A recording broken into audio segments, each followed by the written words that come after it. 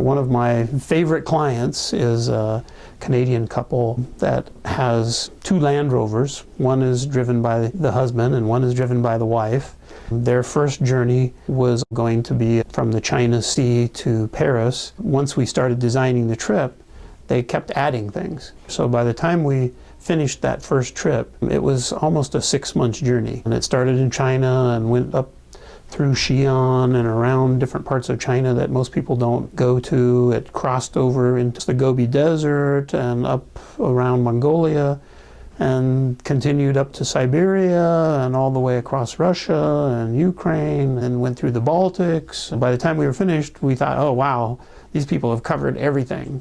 But lo and behold, 6 to 8 months later, after they'd finished that trip and they'd left the Land Rovers sitting in Venice, I think it was, they called me up and said, hey, we're thinking about doing something else. And I said, well, what about the Balkans, and the former Yugoslavia? And he said, oh, that sounds great, So they drove up around and came into Slovenia, and we took them for 2.5 months all over the Balkans and ended up in Budapest. And then it was planning the next trip.